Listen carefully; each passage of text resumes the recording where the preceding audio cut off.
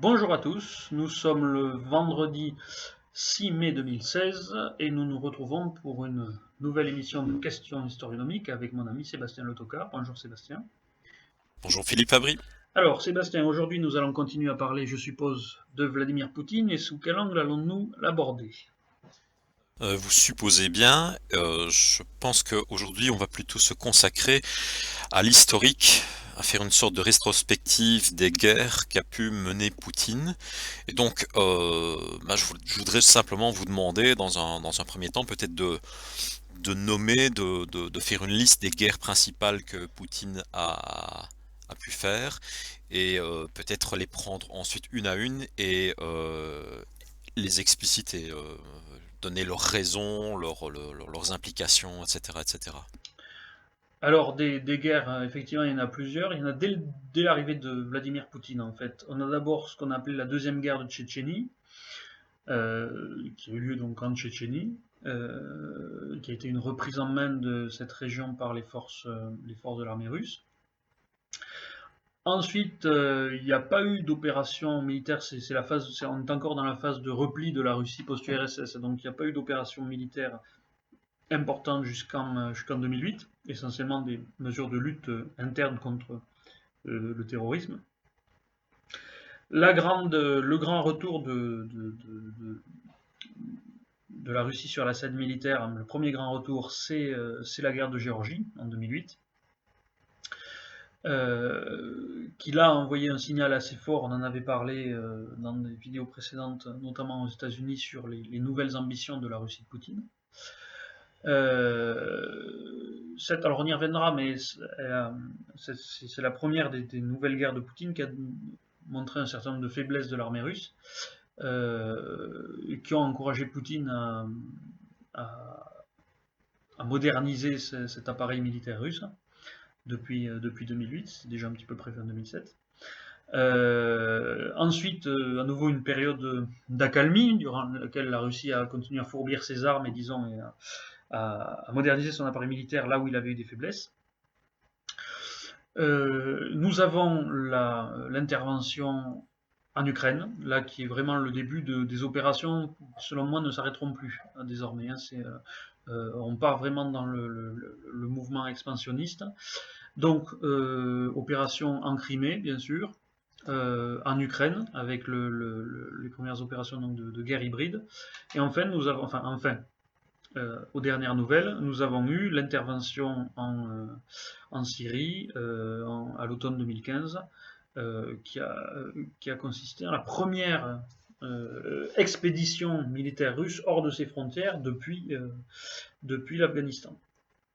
Si je ne m'abuse, la guerre syrienne, je pense qu'on va pouvoir la catégoriser d'une manière différente des celles que vous avez mentionnées précédemment.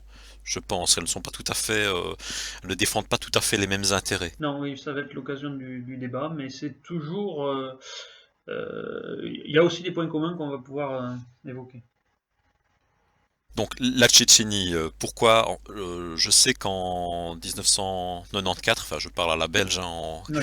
94, Helsinki a fait une première guerre en Tchétchénie. Je pense qu'il y avait des velléités assez fortes de séparatisme suite à l'effondrement de l'URSS.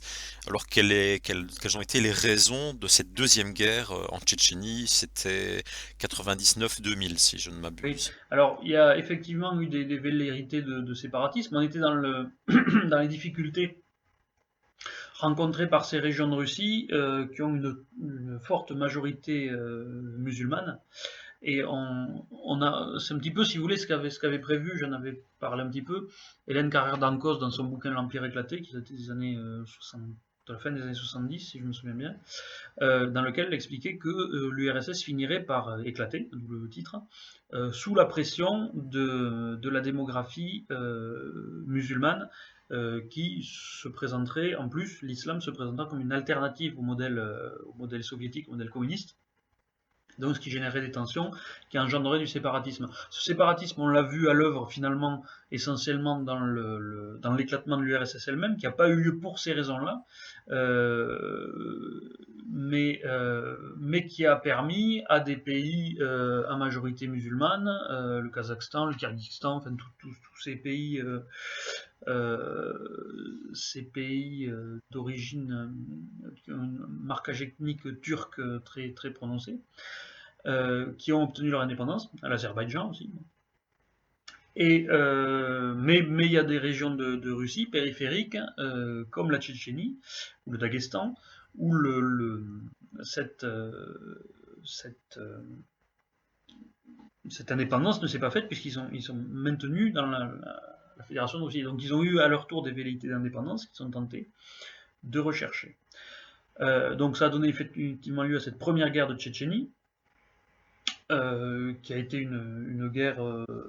Les guerres de Tchétchénie sont des guerres assez épouvantables parce que c'est le fait d'une armée qui était elle-même en pleine déliquescence, la Russie, c'est-à-dire avec un mauvais moral, des équipements insuffisants. Hein. Moi, je me souviens que bon, j'étais encore gamin à cette époque-là, mais dans les années 90, vous aviez beaucoup d'articles dans la presse européenne qui décrivaient combien des tas de soldats russes étaient obligés d'aller se prostituer sur la place rouge parce qu'ils n'étaient plus payés.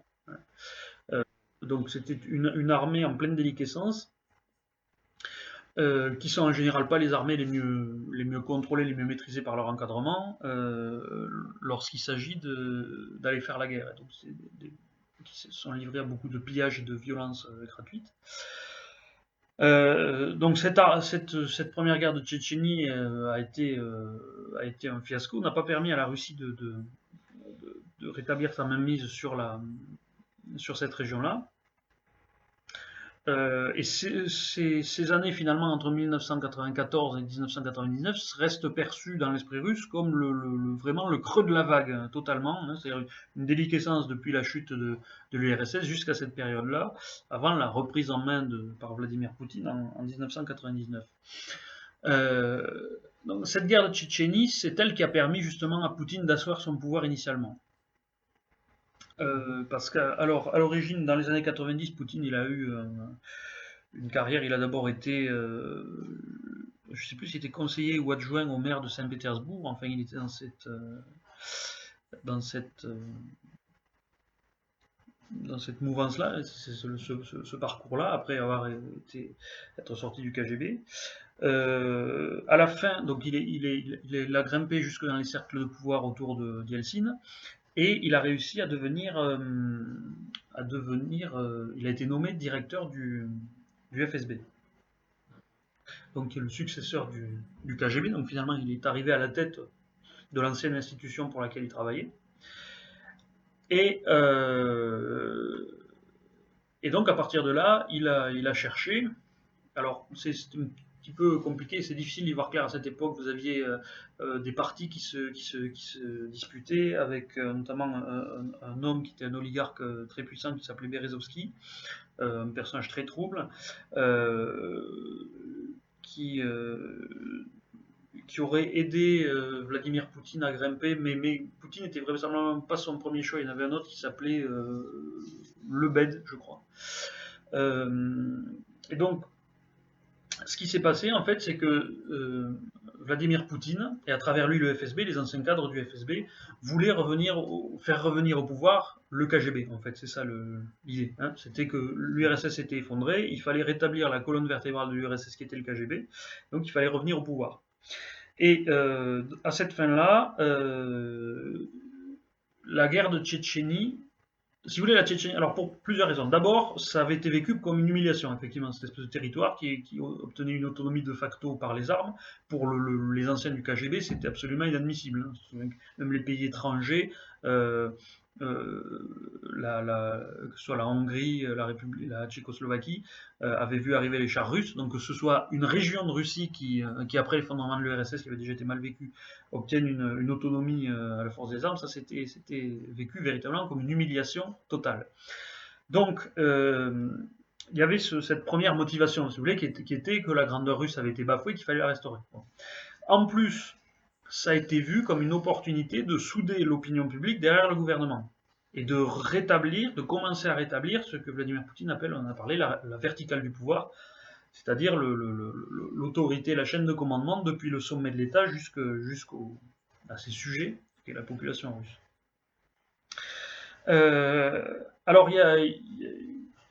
je disais, il y a ce rôle trouble de Berezovski. Alors, c'est assez compliqué, on a toujours du mal à y voir clair dans cette affaire, mais il y a eu les fameux attentats de Moscou 1999, hein, qui ont lancé cette affaire, qui ont été très rapidement attribués à des terrorismes tchétchènes, alors qu'il s'agissait vraisemblablement, pour le coup, de ce qu'on appelle un inside job, hein. Alors ça, c'est quelque chose qui est vu, ça fait très conspirationniste.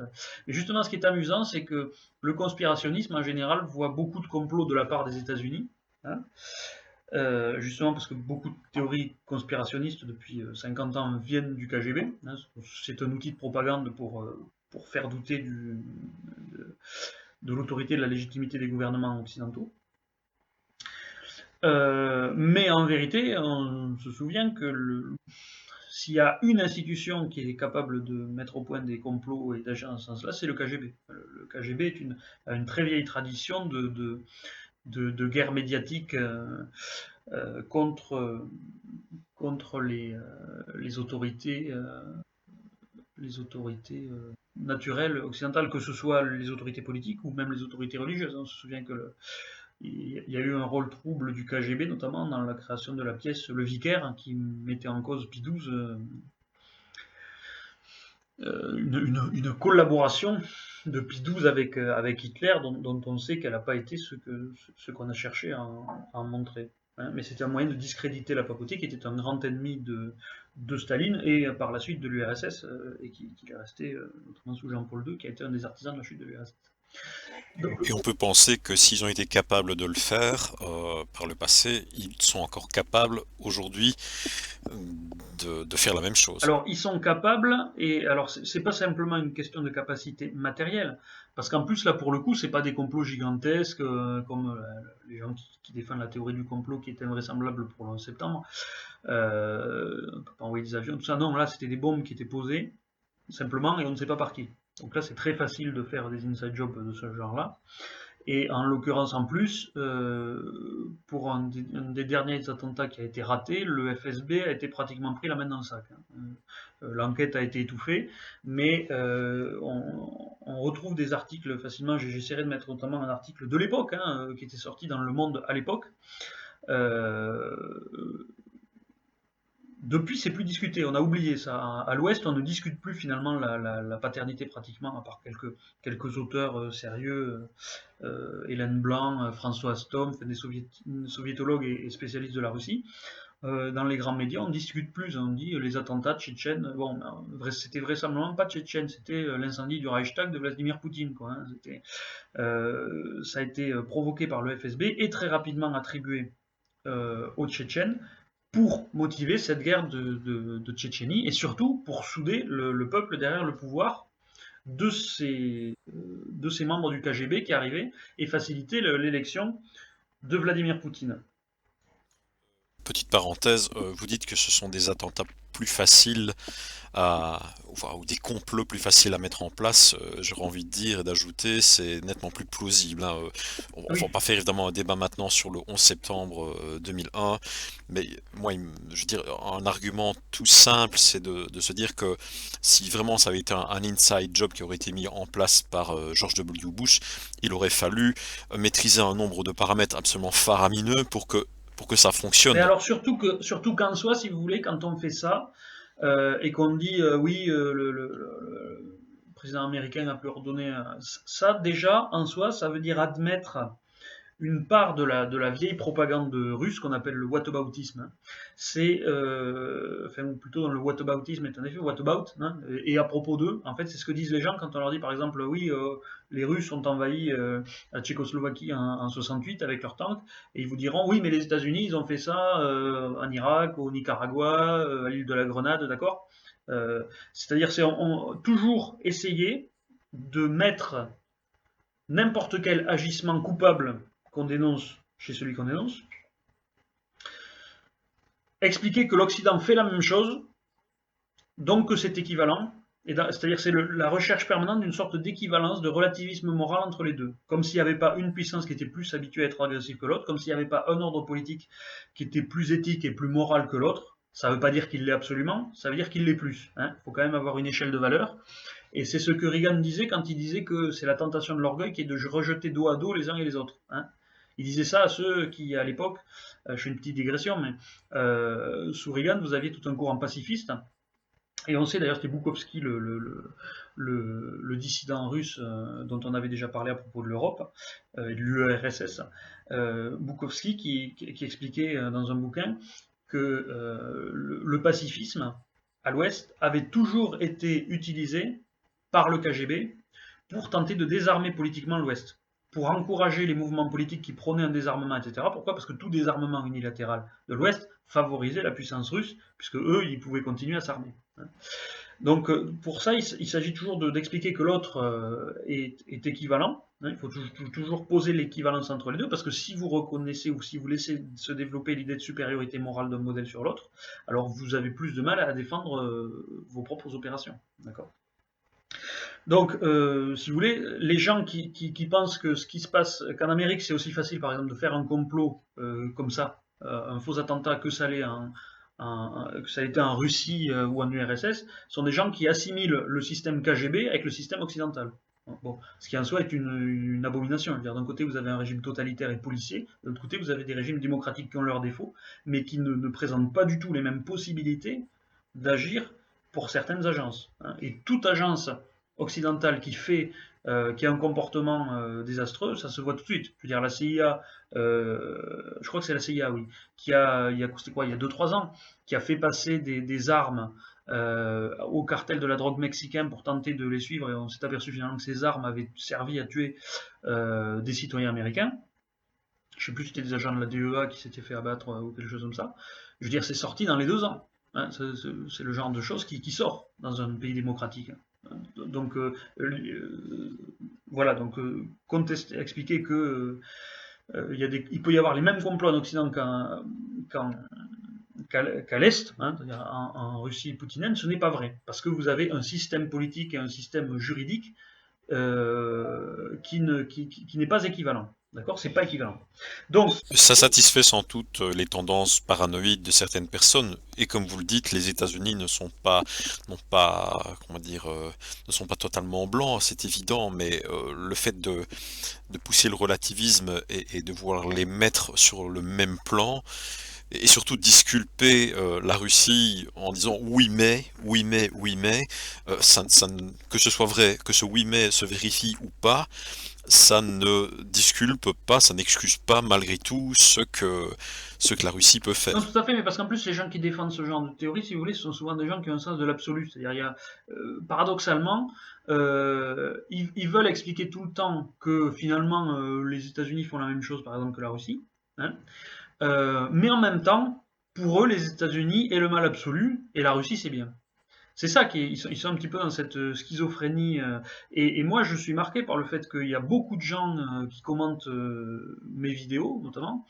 Un nombre impressionnant de gens qui m'accusent d'être acheté, ou il est payé, ou parce que j'adhère pas à telle théorie, Non, mais je veux dire, on peut être critique des États-Unis, je le fais. Je pense qu'on aura une vidéo, on fera une prochaine vidéo, d'ailleurs je l'annonce tout de suite, dans laquelle j'essaierai d'expliquer comment les États-Unis forment un État mondial et qu'ils sont en train de construire un État mondial et que c'est pas une bonne chose. Bon, j'en parlerai, c'est des choses que j'écris, je le dis. Mais je veux dire, il faut critiquer intelligemment. Et les théories du complot, c'est pas ça. L'important, ce qui nous intéresse, je pense, c'est ce qui vous intéresse aussi, Sébastien, c'est de rechercher un petit peu la vérité, la façon dont les choses fonctionnent.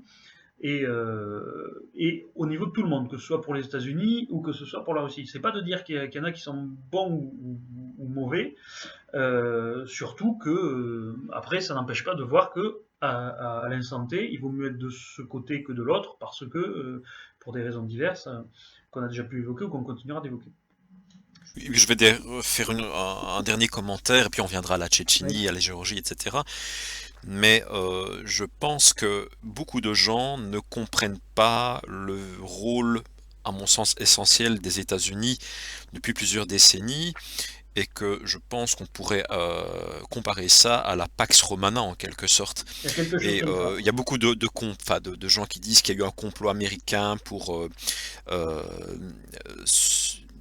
supprimer la corrélation entre le dollar et l'or, et que cette suprématie du dollar est injuste, est injustifiée, mais en même temps, je pense on l'avait déjà dit, l'Europe n'assure plus véritablement une manière digne sa protection militaire et compte sur l'oncle Sam Ouais. Alors, pour venir à sa tout rescousse ça, en cas va... de gros problèmes. Donc, je vais dire, la suprématie du dollar, d'une certaine façon, même si ça va peut-être faire bondir certaines personnes, ce que je vais dire là, mais est justifiée, parce que ce sont quand même les Américains qui, euh, qui sont, qui sont prêts à venir nous aider en cas de gros problèmes. Alors il y a quelque chose comme ça, bon, c'est un sujet qu'on va laisser de côté, on fera des vidéos consacrées intégralement à ça, hein, justement, à l'hégémonie américaine, on fera des vidéos dessus, pour expliquer vers quoi ça va aussi, ce qui n'est pas forcément rassurant, hein, donc amis anti-américains, vous pouvez quand même continuer à regarder ces vidéos, sans doute que vous finirez par y trouver des choses qui vous plairont.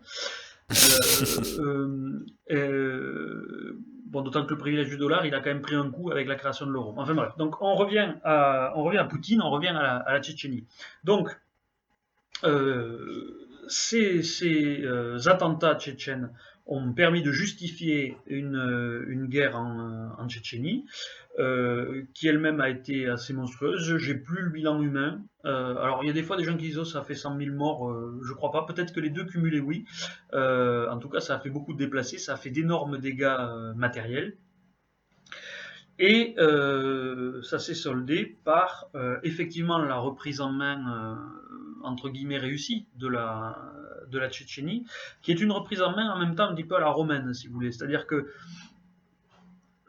on a mis en place, on avait parlé un petit peu, un satrape, qui est Kadyrov. D'abord son père, puis après l'assassinat de son père, Ramzan Kadyrov, donc l'actuel, qui a une armée privée personnelle d'une trentaine de milliers d'hommes, et qui règne sans partage sur cette Tchétchénie depuis, dans laquelle finalement la Russie n'a pas tellement son mot à dire. Je veux dire, le maître absolu local, c'est Kadyrov.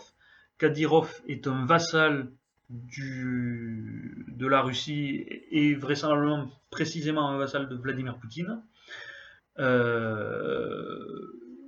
ne sais pas si les deux hommes s'apprécient, vraisemblablement qu'ils se craignent mutuellement. En même temps, c'est assez curieux comme relation. Vous voyez par exemple Boris Nemtsov a vraisemblablement été assassiné par les Tchétchènes et sur ordre de Kadyrov. La question c'est est-ce que Kadyrov a fait ça pour faire plaisir à Poutine? Est-ce qu'il a fait ça pour montrer qu'il était capable d'assassiner quelqu'un en face du Kremlin? C'est très compliqué, vous voyez, comme relation entre les deux. Mais alors je disais pourquoi à la romaine? Parce que, vous savez ce que faisaient les Romains très souvent, ils arrivaient, ils faisaient la guerre, et ensuite ils mettaient à la tête du patelin local un homme local. D'accord? Et donc il disait ça c'est à nous. En fait, il percevait un tribut, il y avait l'autorité de Rome qui était sur le truc, mais il n'y avait pas nécessairement des fonctionnaires romains qui venaient travailler. C'était le truc faisait sa soupe dans son coin. Donc c'est un petit peu ça qui se fait en Tchétchénie, mais ça a permis au pouvoir central de rétablir une forme de contrôle sur cet endroit-là, de dire qu'il le contrôlait, et en tout cas d'avoir un régime fidèle, puisque Kadyrov continue de fournir notamment des contingents militaires à la Russie, et souvent vous avez des articles sur Sputnik avec tel régime militaire, tel bataillon vanté par Kadyrov qui est allé se battre ici ou là. On avait eu un en Syrie, je ne sais plus quoi. Il me semble, enfin ma question est peut-être un peu naïve, mais que la Tchétchénie a tout de même un rôle un peu trouble, puisqu'il me semble qu'il y a quand même un certain nombre de combattants de l'État islamique qui sont tchétchènes. Alors oui, parce que alors le truc c'est que la Russie a été. Alors je pense pas que ce soit faux ça, je pense pas que ce soit totalement faux quand ils s'en plaignent. Les Russes se plaignent de ce que la Tchétchénie ait reçu des financements, notamment de l'Arabie Saoudite, hein, qui est perçu comme un grand ennemi depuis la fin de la guerre froide, notamment parce qu'en raison de la faiblesse des cours du pétrole, qui à l'époque avaient été manipulés par l'Arabie Saoudite, c'est plus le cas aujourd'hui. Hein. Les cours du pétrole ont baissé pour d'autres raisons. À l'époque, ils étaient manipulés par l'Arabie Saoudite, parce qu'elle le pouvait, elle avait une part de marché qui était suffisante, ce qui est une part qu'elle a perdue depuis. Donc avec en Et puis contre. l'Arabie est aussi un partenaire, enfin elle reste encore plus ou moins aujourd'hui un partenaire des États-Unis. Oui, mais elle a plus la part, si vous voulez, dans une part suffisante de marché dans le marché pétrolier pour pouvoir le manipuler. Elle peut plus ça, hein. Donc ces derniers temps, enfin, on en reparlera peut-être. J'ai pas envie de faire une digression encore là-dessus. Enfin, en tout cas, à l'époque, elle l'avait manipulé. Elle en avait la capacité. Elle avait manipulé le prix à la baisse. Euh, et, euh, et ça avait causé beaucoup de tort à l'URSS qui utilisait beaucoup ses exportations d'hydrocarbures pour faire entrer des devises, hein. Et donc ça a mis en difficulté encore plus le régime communiste de l'époque.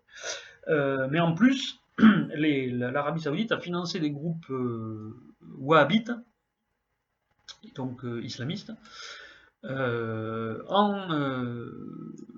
dans le Caucase, contre. Alors, vu la stratégie américaine à l'époque, hein, notamment on se souvient de ce qui a été fait en Afghanistan, il n'est pas impossible que c'était sur ordre ou en concertation avec les États-Unis, hein, pour le coup.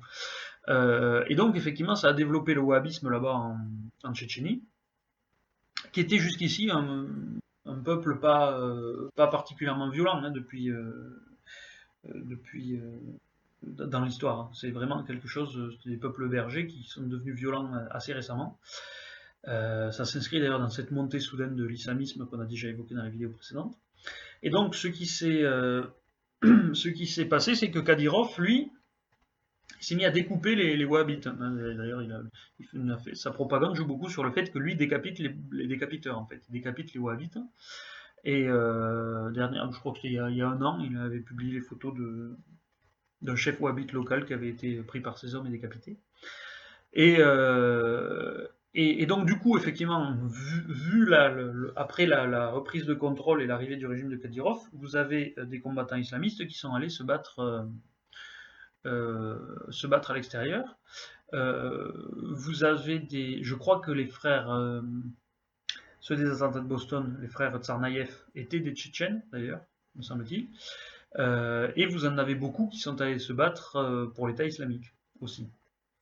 Donc de cette manière, si vous voulez, le régime de Kadyrov a effectivement permis d'expulser le wahhabisme, tout en étant lui-même un régime très islamiste, hein. Kadyrov, il est très dans la tradition musulmane, et c'est une sorte de nationalisme russe en même temps que musulman, hein. Il présente cette espèce de synthèse un petit peu qui est pour plaire à Poutine, l'idée de voir une sorte d'islam de Russie qui servirait la Sainte Russie en même temps. C'est quelque chose qui existe. Et donc cette guerre de Tchétchénie, elle a permis à Poutine de se présenter comme un vainqueur, et donc dès le début de son premier, déjà de se faire réélire comme le dirigeant fort qui allait rétablir la puissance russe, et donc ça lui a permis effectivement de s'établir. Et alors je sais plus dans quel reportage j'avais vu ça, je pense que cette vidéo doit se trouver sur internet, il faudra que je la recherche, un discours de Vladimir Poutine qui a été filmé, dans lequel, devant un parterre d'anciens du KGB, il explique « Notre rêve, c'était de voir le FSB arriver au pouvoir. Maintenant, on peut dire que c'est chose faite. » Hein. Donc il le disait, hein, nous, le FSB, hein, héritier de la police secrète et de la police politique de l'URSS, nous sommes revenus au pouvoir en Russie. Donc c'est grâce cette Tchétchénie, finalement, c'est le premier mouvement, le premier moment de la montée du pouvoir de Poutine. La première étape, finalement, parce qu'on va le voir, finalement, la guerre structure le parcours de Vladimir Poutine, et c'est ça qui est inquiétant pour la suite. C'est sur ces guerres qu'il a construit en quelque sorte sa légitimité. Tout à fait, oui, tout à fait. Sur ces guerres qui sont vues comme à chaque fois un mouvement vers la restauration ou l'accroissement de la puissance et de l'autorité russe. C'est un gouvernement par la fierté nationale, en fait, si vous voulez. Et donc la Géorgie Alors la ensuite? Géorgie ensuite, donc fort de sa légitimité, Poutine il a capitalisé pendant quelques années pour, pour renforcer son pouvoir, donc il a commencé à construire ce système-là. Il a mis en place les grands groupes pétroliers pour bénéficier de la manne gazière. Il a fait les mesures de politique interne, notamment économique, qu'on a évoquées dans la précédente vidéo pour renforcer l'économie russe, mais dans une perspective de puissance, pas juste dans une perspective de bonne gestion. et à désendetter la Russie, tout ça, donc c'est vraiment le premier mouvement. Et en 2008, effectivement, on a le premier mouvement véritablement guerrier. Alors il y avait déjà eu un problème qui fait une petite... Alors il faut quand même souligner une chose, c'est que pendant cette période, Vladimir Poutine a bénéficié de l'effet 11 septembre. C'est-à-dire que entre 2001 et 2008, les États-Unis ont été tournés vers un nouvel ennemi qui était l'islamisme. Hein, en Afghanistan, en Irak, ça leur a coûté très cher. Et la Russie était vue comme un partenaire dans ce système-là. Donc Poutine, lui, il a joué sur ce système, d'accord. Il a profité de ce que ça lui laissait les mains libres finalement. Hein.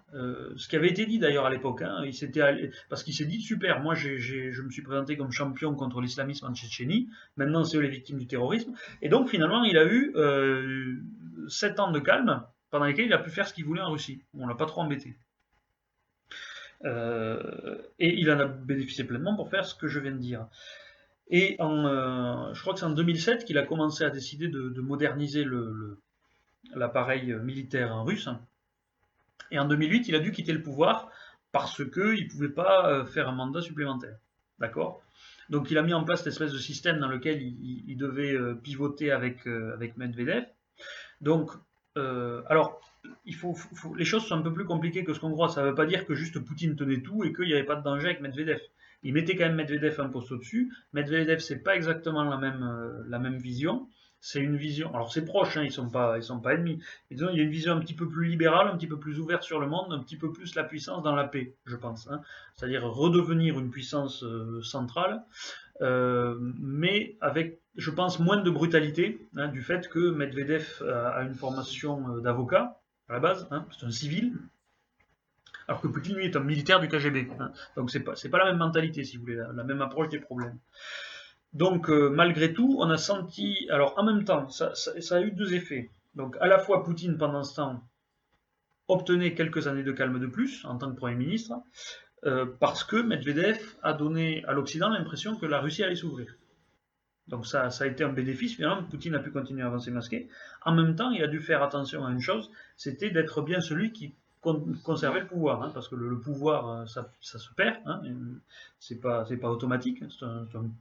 Poutine est un politicien, un homme politique qui doit veiller à conserver le pouvoir, c'est pas un roi héréditaire, donc il n'a pas la légitimité. Et alors la guerre de Géorgie a permis ça, surtout qu'il faut se souvenir qu'en 2004, il y avait eu la première révolution de couleur c'était en Ukraine. En Ukraine. En Géorgie, je me souviens plus de la date. C'est 2006, je crois. La première en Ukraine, bon, qui a tourné un autre boudin, mais enfin, au bout de 2 ans, on s'est aperçu que ça marchait pas bien parce qu'ils ont d'énormes problèmes de corruption. Il faut se souvenir aussi que la corruption est encouragée, disons, stimulée, poussée par Vladimir Poutine, pour qui c'est un moyen de conserver le contrôle sur l'Ukraine. Mais le problème qu'il y a eu, c'est qu'il y a eu 2 problèmes avec la Géorgie. D'abord, donc, elle a fait sa propre révolution de couleur, la révolution des roses. Elle s'est démocratisée très vite. Saakashvili a fait du très bon boulot de lutte contre la corruption. Donc c'est très vite devenu la petite démocratie modèle de l'ex-URSS, si vous voulez. Et surtout une démocratie modèle ailleurs que dans les pays baltes. C'est-à-dire que jusqu'ici ça se développait, bon, c'était encore l'Europe. Là, la Géorgie, c'est lointain, c'est dans ce petit creux dans le Caucase. Donc elle est devenue une démocratie forte, prospère, et elle a commencé à se rapprocher des États-Unis. Et ça, pour Poutine, il n'était pas question de laisser la Géorgie se rapprocher trop des États-Unis, et surtout pas de devenir un éventuel membre de l'OTAN. Et Saakashvili, lui, il espérait ça parce qu'il savait que la Géorgie ne pesait rien. Enfin, je veux dire, la Géorgie, c'est 10 millions d'habitants face à une Russie qui fait 140 millions d'habitants. La Géorgie, c'est tout petit, c'est lové contre les montagnes. Bon, ça n'a pas de profondeur stratégique. Et donc, alors, il y a eu une discussion pour savoir, il y a beaucoup de gens qui ont expliqué que, et ça c'est ce qu'a expliqué la propagande russe, que c'était Saakashvili qui avait attaqué, hein, et que donc il revenait à la Russie de le mettre plein la gueule et que c'était légitime. Bon. moi, quand je vois un minuscule pays comme ça, qui soi-disant attaque et agresse un pays gigantesque et armé comme l'est la Russie, ça me paraît déjà douteux en soi. Et les gens curieux trouveront des articles très bien informés sur Internet. En général, ils sont en anglais, mais bon, euh, qui reprennent bien le récit de ce qui s'est passé en Géorgie et qui montrent bien que il y a eu une planification de Vladimir Poutine, qui lui-même d'ailleurs l'a dit en 2012. Il a dit oui, l'invasion de la Géorgie, c'était planifié. Bon. Parce que Poutine fait toujours ça. Poutine, quelques mois, quelques années après avoir fait un truc en disant que c'était pas lui, il dit toujours oui, c'était moi. Euh, Pas simplement parce qu'il fanfaronne, mais parce que c'est un moyen aussi d'affirmer sa puissance et son contrôle. Expliquer qu'il n'a pas fait que réagir à des choses, que c'était médité. Et donc il y a eu cette guerre de Géorgie qui a été très violente, très brutale, qui a été aussi concomitante, il faut s'en souvenir, aux difficultés économiques américaines, et je ne pense pas que ce soit un hasard. Parce que, et François Stom l'explique très bien dans ses articles, avec la crise économique de 2008, les Russes, tous les cercles de pouvoir russes se sont dit, ça y est, c'est notre chance. Les États-Unis, c'est vraiment ça comme ça qu'ils l'ont vécu, hein, dans l'entourage de Poutine et Poutine lui-même. Ils se sont dit, ça y est, les États-Unis vont vivre ce que nous, on a vécu en 1990. C'est ça, c'est comme ça qu'ils l'ont vécu. Ils se sont dit, cette crise économique, ça y est, c'est la fin. Hein, eux aussi, ils vont perdre leur empire, hein, et là, on va en fait être à égalité, on va pouvoir rejouer notre jeu. Il faut bien comprendre mentalement, quand on parlera ensuite de la menace que pose Poutine pour l'ordre européen en général, qu'ils se sont mis ça dans la tête. Hein, donc ça les lance vraiment, donc ils n'ont pas la même perception du monde que nous. Ce qu'Angela Merkel a dit d'ailleurs, elle a dit Poutine ne vit pas dans le même monde que nous, après l'avoir eu au téléphone. Euh, Oui, je pense qu'elle a même dit qu'il avait perdu le sens des réalités. voilà, c'est-à-dire qu'on ne vit pas dans le. Non, non, c'est que lui, il se voit revenu donc à une époque où on peut faire jeu égal avec les États-Unis. C'est ça l'idée qu'il y a eu. Et donc à ce moment-là, il a attaqué. Je pense que les deux sont liés, puisqu'on était. Alors on n'était pas encore à l'éclatement de 2008, mais on était quand même déjà euh, plus d'un an après le début de la crise des subprimes, donc il y avait déjà eu de grosses difficultés. Donc il se disait ça y est, ils vont s'effondrer, donc il faut en profiter. Donc il y a eu cette attaque de la Géorgie. Qui a fonctionné. Hein. Alors bien sûr, Poutine a fait comme font toujours les Russes, hein, c'est une vieille tradition. Staline avait fait en sorte de découper les, les, les États, les républiques soviétiques, de telle manière qu'elles soient toutes imbriquées par des minorités des voisines. L'idée, c'était de faire en sorte qu'il y ait toujours des conflits de frontières, des conflits ethniques, pour lesquels elles seraient obligées de recourir au pouvoir central, ce qui permettrait à Moscou d'affermir son pouvoir sur l'ensemble des républiques. D'accord. C'était vraiment dans une stratégie impériale. Donc les Russes ont continué de faire comme ça, c'est ce qu'ils font actuellement dans le Donbass, on va y revenir. Enfin, c'est ce qu'ils ont commencé à faire en Géorgie avec l'Ossétie du Sud, avec l'Abkhazie. Hein. Donc ça a été leur motif finalement de défendre les minorités russes, hein, ce qui était ce que faisait Hitler aussi avec soi-disant les minorités germaniques en République tchèque, etc. Et cette première guerre, elle a servi de premier test véritablement aux forces russes, qui ont montré de graves défaillances, hein, au point de vue des matériels, au point de vue du moral des troupes, notamment au point de vue de la discipline, et qui ont permis d'améliorer les plans de modernisation de l'armée, c'est ce que je disais au début. Ça a permis de réfléchir dans quel secteur il fallait travailler, de voir les faiblesses de l'armée russe, mais ça a été une victoire et ça a permis à Poutine, il faut savoir, à l'époque il y avait eu une émission télévisée, une espèce de dialogue mis en scène entre Medvedev et Poutine, où Medvedev demandait à son Premier ministre Vladimir Poutine, à son avis, qu'est-ce qu'il fallait faire en Géorgie. Et c'était Poutine qui disait, écoutez, moi je serai président, j'attaquerai, etc. Le but étant, à l'époque, de toujours montrer que même s'il était Premier ministre, l'homme fort c'était Poutine. Donc ça a été, si vous voulez, dès le début du retrait de pouvoir, de l'arrivée de Poutine en tant que ministre, ça a été le moyen de montrer publiquement, ça a été utilisé comme ça, que c'était quand même toujours lui qui commandait. D'accord. Donc ça a servi ça a été encore, si vous voulez, très utile au plan de la politique interne, la Géorgie. Et donc à partir de là, pendant tout le gouvernement de Medvedev, qui a duré 4 ans, la Russie a commencé un grand programme de réarmement, qui devait s'achever en 2015, mais je crois qu'il a été prolongé jusqu'en 2020, tirant les leçons donc de ce conflit de Géorgie. Les Russes se sont aperçus.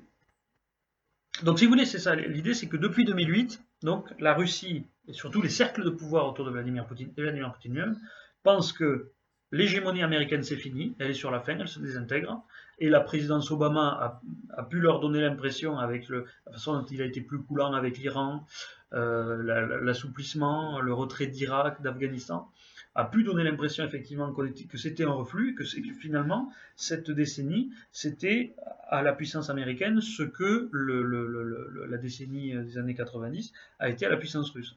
Et donc, on peut penser que Obama a eu les mêmes défauts que le président Carter.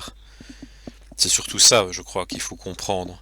C'est pas un affaiblissement fondamental des États-Unis. Je pense surtout, alors Obama a eu des défauts de Carter. Oui, mais après, vous savez, je pense que en politique internationale, on gardera peut-être d'Obama une image désastreuse. Il me semble pas qu'il ait fait du si mauvais boulot vu les cartes qu'il avait en main. Hein. Notamment, on en avait déjà parlé sur l'Iran. Mais surtout, du point de vue russe, je pense qu'il voit Obama comme une sorte de Gorbatchev. Hein. C'est-à-dire celui qui laisse tout se démonter un petit peu, qui est confronté à une crise économique alors qu'il essaie de se dépatouiller chez lui, mais qui ne peut pas faire grand-chose à l'extérieur. Et donc ils se sont dit, c'est ça qui s'est dit Vladimir Poutine, et depuis 8 ans il se dit ça, et il continue à dire ça, il se dit, il faut qu'on fasse, les États-Unis, eux, ils ont avancé l'OTAN, ils ont profité de ce qu'on était affaibli pour bouger leurs pions, donc il faut qu'on fasse la même chose. Et ça nous mène à ce qui s'est passé en Ukraine, où pour le coup l'initiative n'était pas à Vladimir Poutine, mais où on a vu finalement se développer des plans qui étaient mis en place en avance. Parce que cette invasion de la Crimée comme ça, alors c'est une invasion, même le terme est impropre, parce qu'en fait, il a utilisé essentiellement des forces qui étaient sur place, en vertu d'accords légaux, pour s'emparer de la Crimée, pour annexer la Crimée. Mais il me semble que ce qui a mis le feu aux poudres avec l'Ukraine, enfin, dites-moi si je me trompe, mais Yanukovych, donc l'ancien président ukrainien, s'était prononcé en faveur d'une sorte d'association ou même d'une sorte de préadhésion à l'Union européenne. Et c'est Poutine qui a enclenché un chantage à ce moment-là sur les prix du gaz. Vous avez raison. Et ça a dégénéré. Reprenons les choses par le début. Avec Yanukovych, Poutine avait réussi à rétablir sa mainmise sur l'Ukraine et sur le système corrompu ukrainien après l'échec de ce qui a été finalement un échec de la révolution orange. Dont on peut rappeler qu'il avait essayé d'assassiner le principal représentant, Viktor Yushchenko, qui a été empoisonné à la dioxine et qui a été complètement défiguré. Hein. C'est une habitude de Poutine qui fait assassiner des gens partout, l'autre avec le polonium à Londres aussi. Bref, c'est des choses qu'il faut quand même retenir. Donc, ce qui s'est passé malgré tout, c'est que effectivement l'UE a essayé d'avoir un accord d'association économique avec l'Ukraine pour des tas de raisons. Alors effectivement, il y a le côté on veut étendre la démocratie, tout ça, mais il y a aussi un côté économique. Hein. L'Ukraine est un pays de 44 millions d'habitants, dans lequel la main-d'œuvre aurait pu ne pas coûter cher. C'est un pays qui a un potentiel agricole absolument gigantesque, hein, qui a été jadis le grenier à blé de l'URSS, qui avait aussi un potentiel industriel, même si l'industrie était vieillissante. Donc, en fait, de la même manière que les pays d'Europe de l'Est se sont bien développés, ont créé de la croissance pendant les années 90, justement en raison de ce différentiel, cette nécessité de se développer, l'Union européenne a vu la même opportunité commerciale en Ukraine. Les États-Unis, eux, ont toujours été enthousiastes à l'idée de voir l'Ukraine quitter l'URSS. Alors parce que c'est vrai que quitter la Russie, parce que vous savez la théorie de Brzezinski dans le Grand Échiquier qui dit sans l'Ukraine, la Russie ne peut plus être un empire. Bon. Alors moi, je me méfie de ce genre de raisonnements qui sont un peu vous savez, les raisonnements de géopolitologues comme ça définitifs. Parce que souvent les gens s'y attardent, les gens disent ah Brzezinski l'avait dit, donc c'est vrai, donc machin. Alors c'est vrai que ça peut dicter certains comportements, mais il ne faut pas oublier que ça ne veut pas dire que c'est juste. Hein. Par exemple, si vous prenez, on en reparlera, la théorie de Mackinder sur le Heartland, sur vous savez, c'est cette idée de justement l'eurasisme, qui disait celui qui tient l'Europe centrale tient l'Eurasie, celui qui tient l'Eurasie tient le monde. Bon. Le truc c'est que l'URSS l'a fait et en fait ça les a pas empêchés de s'effondrer. Donc en fait cette théorie est fausse. Mais il y a beaucoup de gens qui continuent à raisonner dessus. Donc sans doute effectivement que la théorie de Brzezinski a joué là-dessus. Mais il y a aussi le fait que de toute façon, les États-Unis et les Occidentaux en général ont toujours cherché à étendre la démocratie depuis longtemps. Pourquoi? Parce que en général, il n'y a pas de guerre entre les démocraties et les démocraties font des affaires. Donc, toujours, il n'y a même pas besoin d'aller chercher en plus d'idées de complot. C'est que c'est ça l'idée. Et il y a aussi l'idée qu'une Ukraine démocratique favoriserait la démocratisation de la Russie elle-même, hein, qui a encore de gros progrès à faire là-dessus. Vladimir Poutine, lui, il veut pas ça. Pourquoi? Parce que de la même manière qu'en Géorgie, il ne veut pas voir les États-Unis arriver jusque sur ses frontières, ou pas voir d'alliés des États-Unis sur ses frontières. Ça, c'est le côté géopolitique, si vous voulez, politique C'est le internationale. côté forteresse assiégée, en Voilà. quelque sorte. Et ensuite, il y a aussi le côté politique intérieur, hein, qui est Vladimir Poutine ne veut pas.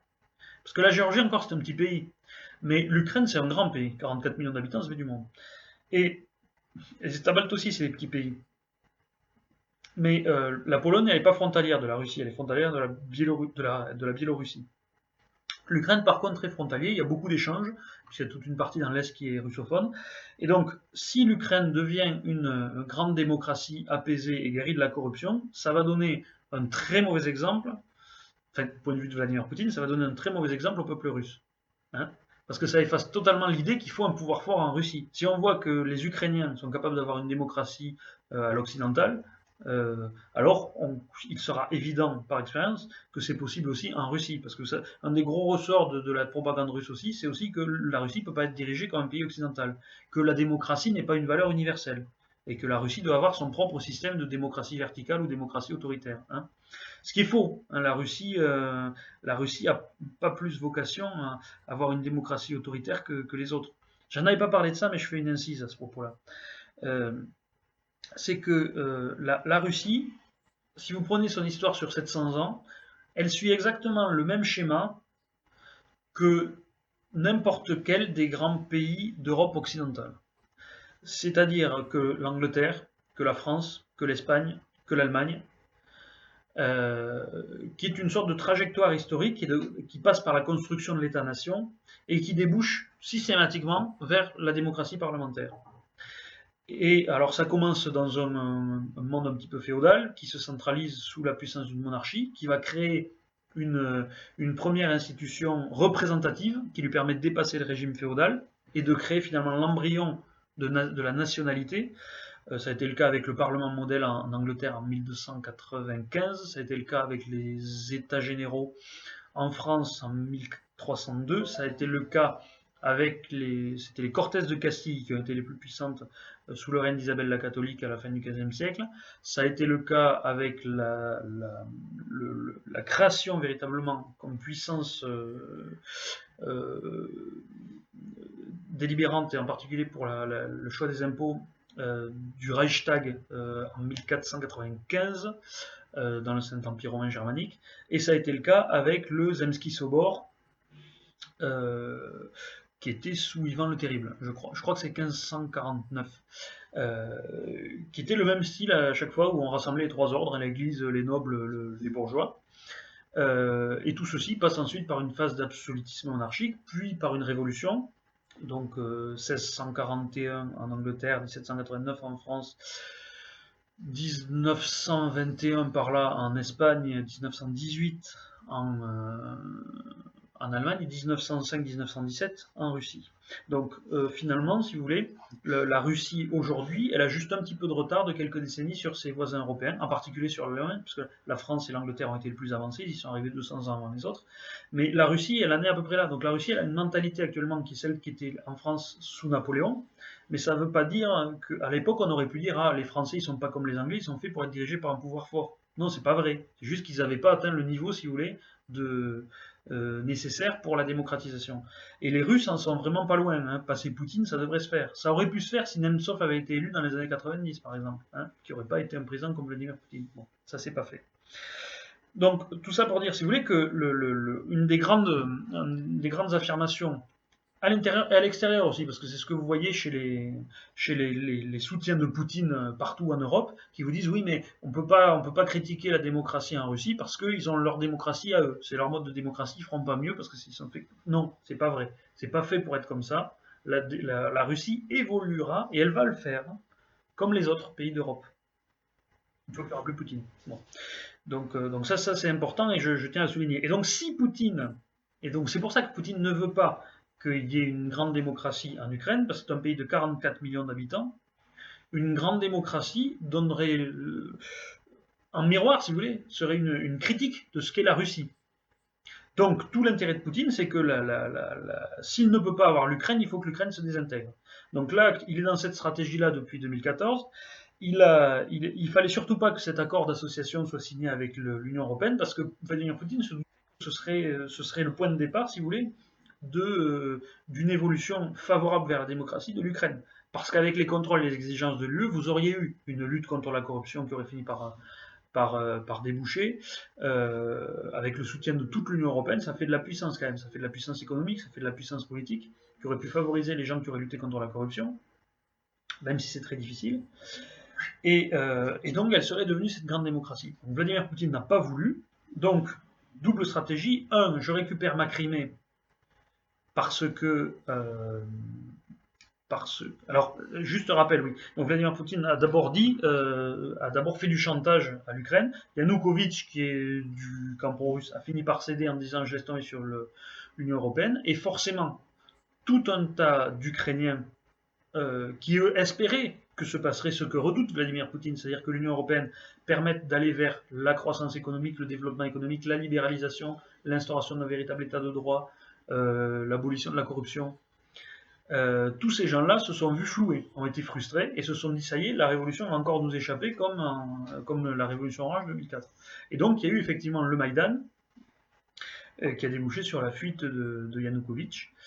Et justement, est-ce que vous pourriez peut-être clarifier certains points concernant la révolution de la place du Maïdan, qui est donc en quelque sorte la résurgence de la révolution de 2004, dite la révolution orange.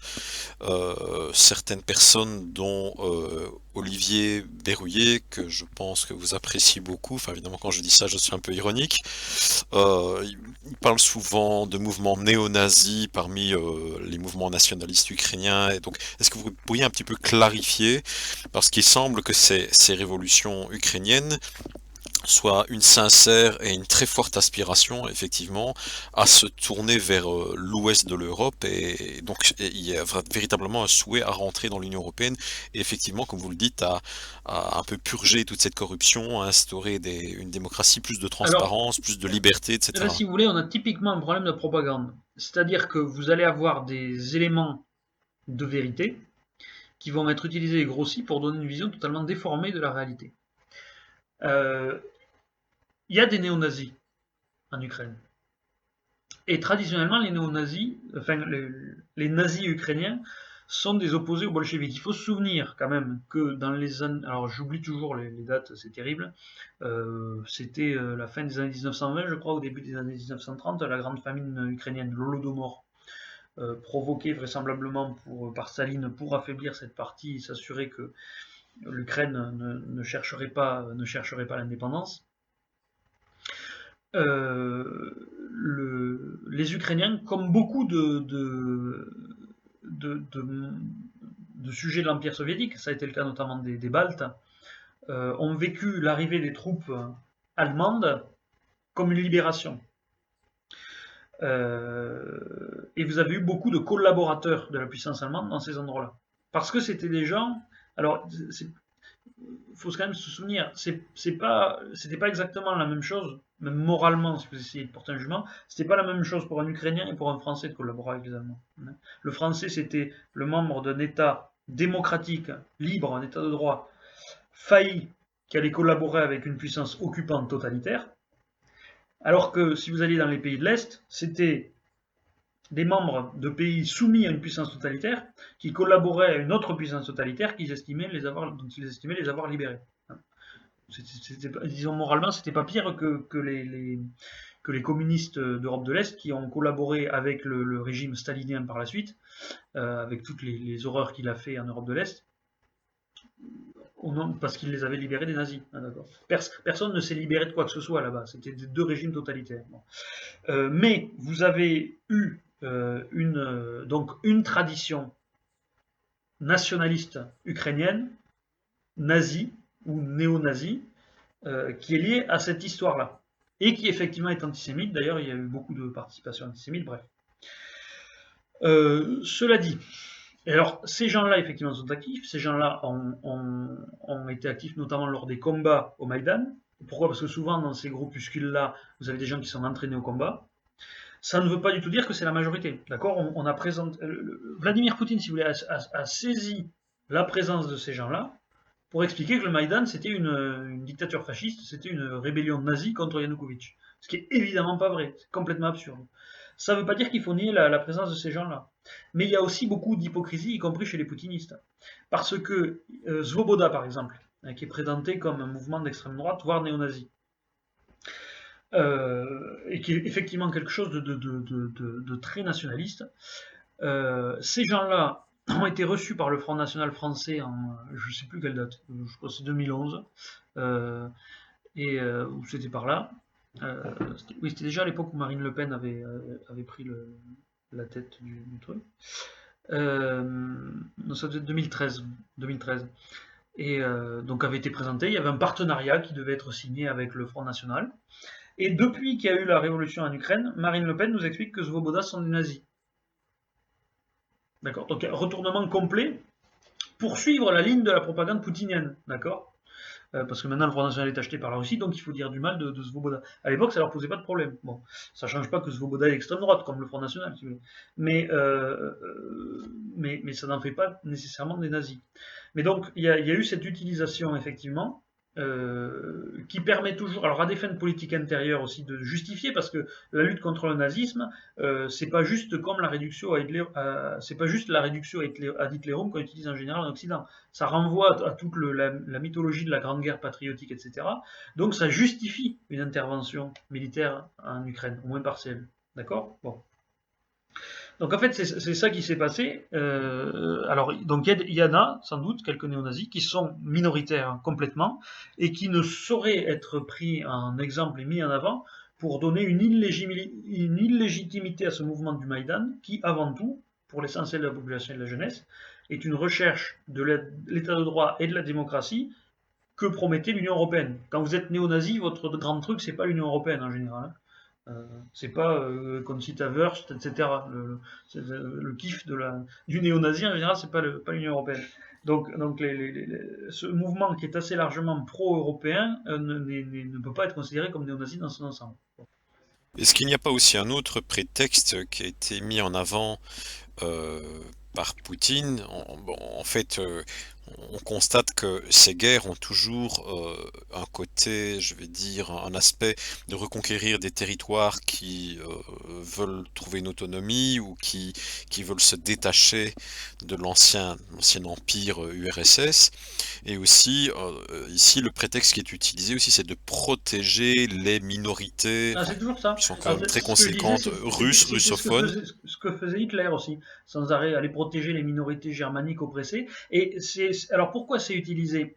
Parce que c'est un argument auquel il sait que l'Occident est sensible. C'est ce que faisait aussi Hitler. Il faut se souvenir que c'était quoi la grande mode après la Première Guerre mondiale? C'était le droit des peuples à disposer d'eux-mêmes. C'était le grand truc de Wilson. Hein, l'éclatement de l'Empire austro-hongrois, etc. C'est les peuples ont le droit de disposer d'eux-mêmes. Parce qu'en Ukraine, l'argument de Poutine, c'est que le russe est interdit comme langue. En fait, je pense que c'est plus subtil que Ah non, mais ça. c'est faux surtout. C'est faux, c'est-à-dire qu'il y a eu un débat avec une volonté de certains députés de faire d'interdire le russe. Je crois que la loi a été votée, elle n'a jamais été promulguée, donc elle n'est jamais entrée en vigueur. Ça a été un truc qui a été voté dans le, mais ça n'a pas. Alors j'ai plus le détail, il faudrait que je recherche. Je crois que c'est même encore plus net que ça. Ça n'a jamais été interdit. Il n'y a jamais eu de volonté véritablement actée d'interdire le russe et de persécuter le russe. Mais toute la propagande le montre comme ça pour donner raison, parce que le but, c'est toujours ça. Le but, c'est d'expliquer que des gens étaient en danger. Je dis, Hitler faisait la même chose. Expliquer que des gens étaient en danger et qu'on est juste venu les protéger. Parce que c'est comme ça que vous légitimez une intervention vis-à-vis de votre propre peuple. Parce que même dans un régime où le peuple est martelé de propagande, les gens n'ont pas envie d'aller faire la guerre pour agresser les gens. il faut leur expliquer qu'ils sont agressés pour les motiver les gens Oui. à aller se battre. Il faut trouver un prétexte, et je pense que ce prétexte sera peut-être à nouveau utilisé en ce qui concerne les pays baltes, puisque précisément il y a également des minorités russes dans ces On pays-là. sait Et donc oui, il suffirait qu'il y ait le même genre de... Enfin, de toute façon, euh, les prétextes autour de ces problématiques seront toujours faciles à trouver d'une manière ou d'une autre pour pouvoir commencer à avoir une attitude belliqueuse vis-à-vis des tout pays à fait. baltes. Et Poutine se ménage d'ailleurs déjà des possibilités d'agir dans ces endroits-là, en essayant d'agiter les minorités. Et donc, quelle a été la réaction de Poutine finalement en Ukraine? C'est je m'empare tout de suite de la Crimée et je l'annexe, parce qu'il y a le port de Sébastopol qui me donne accès sur la mer Noire, et ça, je ne peux pas en passer. En plus, il savait que psychologiquement, à l'intérieur de la Russie, ça aurait un effet très très important. Ce qu'il a eu d'ailleurs. Hein. C'est l'idée que la Crimée est russe. Et que c'était un calcul qui avait été fait à l'époque de Khrouchtchev, qui n'avait pas lieu d'être, d'avoir donné la Crimée à l'Ukraine. Qui est d'ailleurs beaucoup employé par les gens aujourd'hui qui disent oui mais de toute façon la Crimée devait revenir. Oui, mais alors il y a un problème avec ça, c'est que de toute façon la Russie est dans son tort. Pourquoi? Parce que vous avez eu le mémorandum de Budapest, qui date de 1994 si ma mémoire est exacte, par lequel l'Ukraine a accepté de, de renoncer à l'arme nucléaire, parce qu'elle détenait des stocks d'armes nucléaires qui dataient de l'époque soviétique, en échange de quoi étaient garanties ces frontières par traité par les États-Unis. Alors je ne sais plus, il y avait d'autres pays. Hein. Je crois qu'il y avait notamment les États-Unis et la Russie. La Russie garantissait l'inviolabilité, l'intangibilité des frontières ukrainiennes. C'est-à-dire qu'en annexant la Crimée et en envoyant des soldats mener une guerre hybride dans l'ouest de l'Ukraine, de toute façon, quels que soient les motifs historiques, etc., Vladimir Poutine a violé de manière manifeste le droit international. Il s'est littéralement assis sur ce mémorandum de Budapest. Donc il y a eu une violation Donc, de principe. je me souviens qu'il y a eu une rencontre entre Poutine, Angela Merkel et Hollande pour instaurer un cessez-le-feu avec l'Ukraine. Euh, En fait, je vais dire, il y a toujours une guerre, il y a toujours des conflits, comme vous dites, un peu hybrides. Il y a toujours des Ukrainiens qui, au jour le jour, pour le moment, sont en train de mourir au niveau de ce Ah front, oui, car les attaques russes sont ça toujours s'est là. pas arrêté. Les armes lourdes sont revenues à beaucoup d'endroits du front. Ça tire. Et alors pourquoi? Parce que ça c'est le deuxième effet, la deuxième volonté de Vladimir Poutine.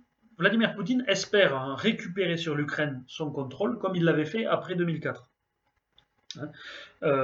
Il espère que ce contrôle va. Alors, il a dit qu'il fallait d'abord un contrôle minimum. Il s'est dit, je dois récupérer le Donbass déjà à minima. Mais donc comme ça, c'est un gain, c'est pris, c'est gagné, c'est gardé. Mais il espère qu'en plus, à plus long terme, alors deux objectifs. Un, si possible, faire en sorte de faire pourrir ce mouvement de révolution, petit à petit revenir à la corruption, dégoûter le peuple ukrainien et refaire revenir le parti pro-russe au pouvoir, ce qui avait été fait après la révolution 2004. Et si ça ne marche pas, ruiner l'Ukraine et en faire une charge pour l'Union européenne, parce que un des buts de Poutine, c'est aussi de déstabiliser l'Union européenne en général. Donc c'est Et est-ce que l'Ukraine n'est pas un peu seule pour le moment? alors l'Ukraine, elle a reçu le soutien de l'Union européenne, des États-Unis, mais l'Union européenne a de moins en moins d'argent à consacrer à ça. Les difficultés à lutter contre la corruption, puisque Poutine agit très fort dans l'autre sens, et c'est une sorte de tir à la corde en fait qui se passe actuellement en Ukraine. La corruption, on a beaucoup de mal à lutter contre ça, on a beaucoup de mal à lutter contre le système d'oligarchie qui est hérité de l'URSS et que Poutine a fait en sorte de maintenir, parce que c'est un moyen aussi d'avoir le contrôle sur le pays. Donc l'Europe risque de se lasser, de ne pas voir de progrès. Et si l'Europe se lasse, n'a pas les moyens et laisse l'Ukraine repartir, alors à ce moment-là, il n'est pas impossible que Vladimir Poutine réussisse. Et c'est probablement pour ça d'ailleurs qu'il n'a pas envahi l'Ukraine militairement. Un, parce que ça lui aurait coûté très cher. Et deux, parce que c'était pas nécessaire, je pense qu'il sait qu'il peut espérer récupérer le contrôle de l'Ukraine comme il l'a déjà fait, rien qu'en maintenant le pourrissement. Si vous voulez. Donc ça, c'est ce qu'il va faire, et c'est ce qu'il continue à faire depuis, et donc effectivement, la situation est encore en cours, c'est une situation qui est pendante. Vous avez encore la déstabilisation, et la déstabilisation militaire, c'est aussi un moyen de pourrir la situation, parce que ça oblige le gouvernement ukrainien à dépenser des ressources dans un combat militaire, alors que déjà le gouvernement ukrainien est à de grosses difficultés financières. Voilà. Donc ça, si vous voulez, l'Ukraine, c'est effectivement le dernier truc en date qui a permis aussi d'affiner, parce que Poutine apprend de chacun des combats, et c'est à chaque fois l'occasion de faire des expériences, d'affiner les méthodes de la guerre hybride, de faire arriver des petits hommes verts, des gens sans insigne, et il s'est aperçu surtout qu'au plan international, au plan de la propagande, c'était très efficace parce que ça permet de mentir effrontément.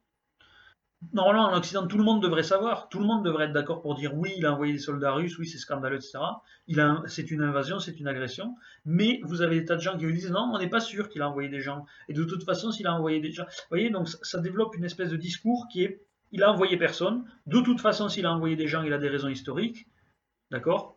Et de toute façon, et donc on lui trouve toujours des excuses, et ça permet d'enliser, de paralyser une partie, d'engluer, de mettre des grains de sable dans la machine du débat démocratique en Europe, et donc de permettre aux gens de prendre des positions fortes et déterminées. On le voit avec le cas des sanctions contre la Russie, parce que tout ceci a motivé des sanctions contre la Russie, qui aujourd'hui sont de plus en plus discutées en Europe, alors qu'on ne devrait pas se poser la question. C'est un pays qui a annexé un morceau d'un pays dont il avait, par traité, garanti les frontières. Hein. C'est comme si un pays de l'OTAN attaquait un autre pays de l'OTAN. C'est comme si on balançait des bombes sur l'Allemagne, nous, en France. Bon, c'est aussi scandaleux, c'est une violation manifeste. Qui continue d'envoyer des armes et d'aider les méthodes de guérilla dans l'est d'un pays souverain. Et ce qui est très amusant, c'est que ce sont des souverainistes en plus qui expliquent que Vladimir Poutine défend les intérêts de la Syrie. Mais où sont les souverainistes qui défendent la souveraineté de l'Ukraine? C'est un pays souverain aussi. Les Ukrainiens ont le droit de se déterminer. Bon. Donc ça pourrit vraiment ce débat, et donc vous avez tout ce mouvement poutiniste qui bénéficie de tout ça pour essayer de pousser l'idée qu'il faut mettre fin aux sanctions contre la Russie. Et donc les gens trouvent toujours des rationalisations, ça le but c'est de fournir des rationalisations aux gens qui auraient envie de mettre fin à ces sanctions. Donc il a appris de ce... Oui, c'est toujours des processus rhétoriques de relativisation. On crée le trouble, on crée le doute. Oui, donc ce sont des procédés qui ne cherchent pas évidemment à établir une certaine vérité sur les faits, mais oui, à semer le trouble, à mettre un voile sur la Voilà, réalité. tout à fait. Et donc Poutine a énormément appris en Ukraine avec cette guerre hybride, et sans doute que ce sont des mécaniques qu'il a appris et qu'il utilisera à nouveau lorsqu'il s'agira d'embêter l'Europe, mais ça on le verra dans la prochaine vidéo. Pour terminer Mais rapidement sur celle-ci, oui, je voudrais juste poser une ouais, dernière question et puis on pourra peut-être conclure sur la oui. Syrie. Vous avez parlé de modernisation de l'armée de Poutine et justement ça va nous mener au sujet de la Syrie. Mais qu'est-ce que vous entendez exactement par modernisation de son armée?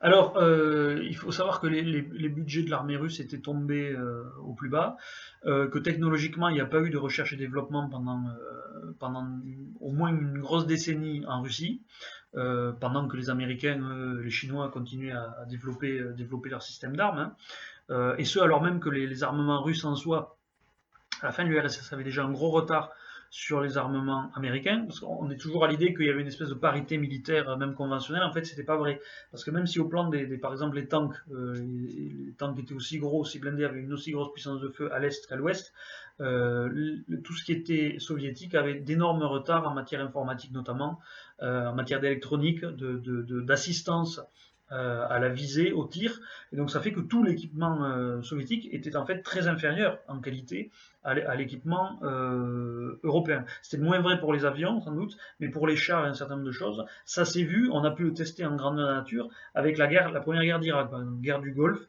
Saddam Hussein était équipé de matériel soviétique, en face il s'est retrouvé avec du matériel occidental, il s'est fait rouler dessus, hein. Bon alors, c'est sûr qu'en plus c'était la puissance américaine qui allait, mais si vous voulez, au point de vue du matériel, les analystes militaires ont constaté qu'il y avait une supériorité manifeste du matériel occidental sur le matériel russe. Donc là-dessus, Vladimir Poutine a voulu moderniser tout ça. Il a augmenté énormément les budgets militaires. Il a voulu relancer la formation des soldats pour avoir une armée plus professionnelle et plus apte à agir ici ou là, donc mener des opérations militaires, y compris expéditionnaires. La Syrie est le premier cas de ce type-là. Il a développé de nouveaux avions, ou terminé le développement d'appareils qui dataient de la fin qui ont succédé à des projets qui dataient de la fin de l'URSS. Il a modernisé une partie de sa marine, moins quand même. Hein. Ses forces militaires terrestres et aviation ont un bon degré de modernisation, les bateaux beaucoup moins. Si vous regardez la tête des bateaux russes, si vous regardez la tête des bateaux occidentaux, des navires de guerre occidentaux, vous voyez qu'il y en a, c'est fin 20e siècle, les autres c'est carrément début 21e siècle. Rien que sur le design, ça se voit. Ils ont des trucs qui font très années 80, et nous, on a des bâtiments, enfin, le dernier truc, le Zumwalt, je crois il s'appelle, le navire américain, enfin, on dirait presque un croiseur interstellaire de la guerre des étoiles qui flotte, quoi. C'est un design très, très particulier, très futuriste. Mais surtout, donc, le travail de modernisation, il a été fait donc, sur conceptuellement sur la formation de la troupe, les structures militaires, qui étaient une armée de conscription avant, donc une professionnalisation, et une modernisation technologique, notamment sur les équipements électroniques, puisqu'il n'y a plus d'embargo. Il y avait un embargo sous Reagan sur les équipements électroniques, hein, qui a plu après la chute de l'URSS. Donc les Russes sont devenus très forts en informatique. Vous avez c'est un secteur qui s'est développé en Russie. Vous avez l'apparition d'outils de cyberguerre qui sont très développés en Russie. Hein. Les Américains craignent les appareils de cyberguerre russes. Donc c'est surtout ce domaine-là, si vous voulez, de l'électronique, de la modernisation, y compris d'équipements anciens électroniques. J'ai rencontré une personne qui m'a permis de récolter un très grand nombre d'informations. Je pense qu'on sera amené à reparler de toutes les informations que cette personne a pu me donner concernant l'armement russe. Mais cette personne, en substance, m'a expliqué qu'il demeurait malgré tout un très grand décalage technologique et aussi au niveau de la philosophie militaire entre la manière de faire la guerre des Américains ou des Occidentaux en général et celle des Russes. Ça c'est certain, mais on en parlera dans la prochaine vidéo. Mais je peux juste te donner un exemple concernant la guerre en Syrie, c'est que les Russes n'utilisent pas les bombes guidées. Non, alors, ils n'utilisent pas les bombes guidées, mais alors, il y a plusieurs raisons à ça. J'en avais parlé effectivement dans des articles de blog, et donc on va terminer là-dessus, juste 5 minutes sur la Syrie. La Syrie, c'est à Vladimir Poutine ce qu'a été la guerre d'Espagne à Hitler. C'est-à-dire qu'Hitler était pareil en pleine modernisation de ses armées, il est arrivé au pouvoir depuis 3 ans, et il a voulu commencer à tester ses équipements, et ça a permis de tester un certain nombre de doctrines militaires, notamment le bombardement des populations civiles, qui était quelque chose qui ne se faisait pas avant, hein, à Guernica. Vladimir Poutine utilise le conflit en Syrie de cette manière-là, c'est-à-dire qu'il a envoyé ses avions de pointe et il a testé des équipements, il a envoyé des missiles aussi depuis la mer Caspienne, ce qui servait à rien, hein, vraisemblablement, de balancer des missiles. Il y a tout un tas d'équipements militaires, il a utilisé une guerre civile pour tester des armes, pour tester tout un tas d'armes. Mais en même temps, il avait des objectifs stratégiques qui sont de maintenir Al-Assad au pouvoir, et notamment de conserver sa base de Tartous et de remettre un pied au Moyen-Orient, et notamment, on en parlera la prochaine fois, de déstabiliser la Turquie. Mais alors pourquoi? Alors, je pense pas que les Russes n'aient pas de bombes guidées. Ils en ont pas beaucoup, parce que ça coûte très cher, et simplement ils en ont qui marchent, mais si vous voulez, Poutine en a utilisé quelques-unes pour les tester, en Syrie, mais il ne les a pas utilisés systématiquement, parce qu'une fois qu'il a vu que c'était, enfin, ou en tout cas, pour autant qu'il n'y en avait pas besoin, Vladimir Poutine, contrairement aux Occidentaux, n'a pas peur de toucher les populations civiles. Surtout quand il a commencé à s'apercevoir que, on en avait parlé lors des précédentes vidéos sur la crise migratoire, que les vagues de migrants déstabilisaient l'Europe, ce qui est un des buts de Vladimir Poutine. Donc, il a utilisé beaucoup de ce qu'on appelle de bombes lisses, c'est-à-dire des bombes non guidées, mais je pense pas, j'en avais parlé effectivement un petit peu avec votre ami, je ne pense pas que ce soit uniquement par défaillance technologique. Je pense que la technologie, il l'a, mais que, contrairement aux Occidentaux, ils n'utilisent pas que ces bombes-là parce qu'il n'y en a rien à foutre de toucher les populations civiles. Les Occidentaux, ils font une guerre qui coûte très cher parce qu'ils utilisent sans arrêt des bombes qui font le moins de dégâts collatéraux possible, et pour ça, il faut des bombes guidées. Mais il semblerait que Poutine soit quand même à court d'argent faire une guerre, et que justement les bombes guidées sont moins coûteuses puisqu'il faut en utiliser beaucoup moins, puisque elles sont des bombes qui sont précises, qui touchent des cibles très précisément, tandis que les bombes lisses, on les balance comme ça, on ne sait pas très bien où elles Oui, vont mais tomber, enfin plus ou quand ce moins. que vous voulez faire, c'est terrifier les gens et faire des tapis de bombes, parce qu'en grande partie, la guerre de Poutine, comme avait été la guerre d'Assad, le but c'est de terroriser les populations civiles pour arrêter la résistance. C'est ça le but. De toute façon, c'est une caractéristique des Russes, c'est qu'ils font la guerre comme des bouchers, Voilà, ça c'est donc c'est ça. évident. Donc en fait, vous faites la guerre comme des bouchers. Mais en plus, si vous voulez, il faut aussi voir que sans doute que les bombes laser sont plus efficaces, mais je pense que Poutine tient, une fois qu'il les a testées, tient à les garder plus tôt pour quand il en aura vraiment besoin contre les adversaires coriaces, notamment les Occidentaux et l'OTAN. Et que donc, du coup, il utilise la guerre en Syrie. Pour l'instant, en Syrie, il balance des stocks. Ce sont des stocks qu'il doit avoir d'armes, en grande partie, de bombes lisses qui coûtent pas cher, dont il fait un usage qui est assez rentable pour ce que c'est. Et donc, pour moi, ça, je pense pas que ce soit un problème. Donc, si vous voulez, il y a deux aspects en Syrie. Il y a l'aspect test de produit. Là, il a utilisé le top du top de sa technologie, mais uniquement dans la mesure où il en avait besoin pour la tester. Et pour le reste, il a utilisé du tout venant, des vieux avions qui sont lents pour bombarder, notamment le Su-24 qui a été abattu, c'est un appareil assez lent, hein, qui a été abattu par les Turcs. Il a utilisé ça. Ça, c'était pour remplir les objectifs stratégiques. Parce qu'il y avait double objectif, remplir un objectif stratégique, qui était de maintenir Assad au pouvoir et de mettre un pied au Moyen-Orient. Ça, il a réussi. Et l'autre objectif, c'était de tester des équipements militaires dont il aura besoin dans le cadre de ses futures confrontations avec l'Europe. Et ça, c'est le sujet qu'on va aborder la prochaine fois. Oui, donc une dernière question concernant la Syrie. Je voudrais que vous puissiez expliquer quels étaient les prétextes officiels ou officieux de Poutine, invoqués en tout cas pour l'intervention en Syrie. Le prétexte officiel, je peux peut-être déjà le dire, en tout cas c'est un de ces prétextes, c'est de sauver les chrétiens d'Orient. C'est un côté un peu marketing et politiquement correct, mais je pense que ce n'est pas que pour les beaux yeux des chrétiens d'Orient que Poutine est intervenu. Non. Alors, les chrétiens d'Orient, c'est notamment Philippe de Villiers qui dit qu'il a rencontré Poutine et que Poutine lui a expliqué ça, qu'il prenait la succession de Saint-Louis. Non. En fait, c'est juste que Poutine, c'est un agent du KGB, qu'il avait vraisemblablement des fiches sur De Villiers disant tous ceux qui l'intéressent.